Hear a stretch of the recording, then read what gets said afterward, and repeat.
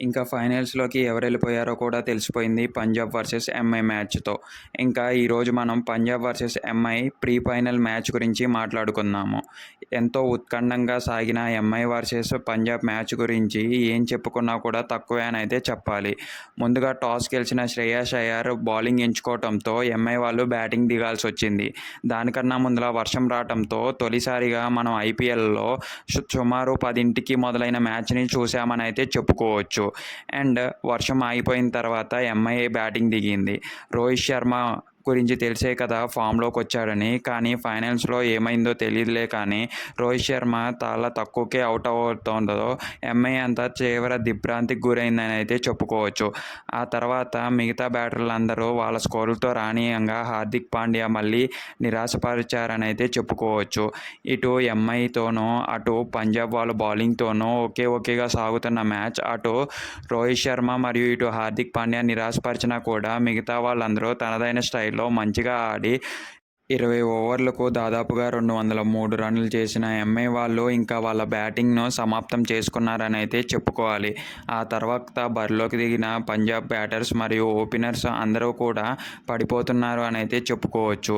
ఆ తర్వాత పంజాబ్ అందరూ ఒక తీవ్ర దిగ్భ్రాంతిలో గురి అవుతుండగా కెప్టెన్ ఇన్నింగ్స్ ఆడటానికి సురేష్ అయ్యర్ అయితే వచ్చారని అయితే చెప్పుకోవచ్చు. క్షమించాలి, శ్రేయాస్ అయ్యర్ అయితే వచ్చారని అయితే చెప్పుకోవాలి.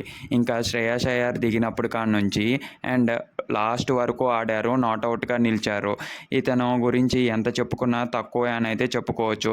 ఇండియాకి నవశకమైన కెప్టెన్ అయితే దొరికారని కూడా చెప్పుకోవచ్చు. తీవ్రమైన ప్రెషర్లో కూడా అంత కూల్ యాటిట్యూడ్ మెయింటైన్ చేస్తూ శ్రేయాస్ అయ్యర్ ఈ మ్యాచ్ని గెలిపించారని అయితే చెప్పుకోవచ్చు. టు బీ ఫ్రాంక్, మ్యాచ్ మొత్తం వన్ సైడ్ అయిపోయింది ఇతను దాటికి. అండ్ ఆ తర్వాత వచ్చిన శశాంక్ సింగ్ కూడా సరైన యూనిట్తో బ్యాట్ చేయలేదని అయితే చెప్పుకోవచ్చు. ఎందుకంటే అలాంటి ప్రెజర్ని హ్యాండిల్ చేయడం అందరికీ కాదు. శ్రేయాస్ అయ్యర్ గురించి ఎంత చెప్పినా కూడా ఎందుకు తక్కువ అంటున్నారో తెలుసా? తను ఆడిన అండ్ కెప్టెన్సీ చేసిన 3 టీములను ఫైనల్స్ వరకు తీసుకొచ్చాడు. పోయినసారి కేకేఆర్తో కప్పు గెలిపించారు. ఆ క్రెడిట్ అంతా గౌతమ్ గంభీర్ తీసుకున్నా కూడా టు బీ ఫ్రాంక్ మనం ఒప్పుకోవాల్సింది దానికి కెప్టెన్ మాత్రం శ్రేయాస్ అయ్యర్గా. ఈసారి పంజాబ్ను ఒంటి చేత్తో తీసుకొచ్చారని అయితే చెప్పుకోవాలి. ఏదైతే మొన్న మాటల్లో కూడా మనం విన్నామో మేము మ్యాచ్ మట్టుకే ఓడిపోయాం, యుద్ధం కాదు అని. ఆ యుద్ధం ఇప్పుడు కొనసాగిస్తున్నారని అయితే చెప్పుకోవచ్చు. రేపు ఏదైతే జరగనున్న ఆర్సీబీ వర్సెస్ మరియు పంజాబ్ ఫైనల్స్లో ఐపీఎల్ 2025లో ఎవరు గెలుస్తారో కూడా తెలియదులే కానీ గెలిచిన ఏ టీం అయినా కూడా మొదటిగా కప్పు తీసుకునే టీమే అవుతుందని అయితే చెప్పుకోవచ్చు.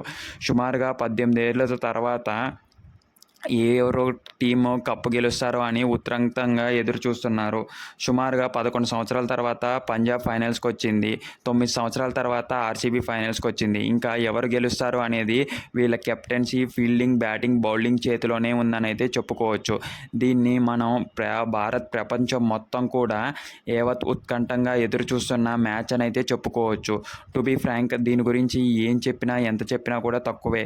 రేపు ఫర్దర్గా లాంగ్ లెంత్ వీడియో చేస్తాను ఆర్సీబీ వర్సెస్ పంజాబ్ మ్యాచ్ గురించి. అది కావాలంటే మీరు ఇప్పుడే సబ్స్క్రైబ్ చేసుకొని మన ఛానల్ని లైక్ చేసుకోండి. కింద డిస్క్రిప్షన్లో ఉన్న మళ్ళీ టెలిగ్రామ్ మరియు వాట్సాప్ కమ్యూనిటీలో జాయిన్ అయిపోండి. మన టెలిగ్రామ్ ఛానల్లో ఫ్లిప్కార్ట్, అమెజాన్ మరియు మింత్రాల సేల్స్ మరియు లూట్స్ వస్తుంటాయి, జాయిన్ అవ్వండి. వాట్సాప్ కమ్యూనిటీలో హెల్త్ రిలేటెడ్ ఇన్ఫర్మేషన్ అనేది ఉంటుంది. అండ్ మీరైతే ఎక్కడ కూడా రిగ్రెట్ ఫీల్ అవ్వరు మన ఏ ఛానల్లో జాయిన్ అయినా కూడా.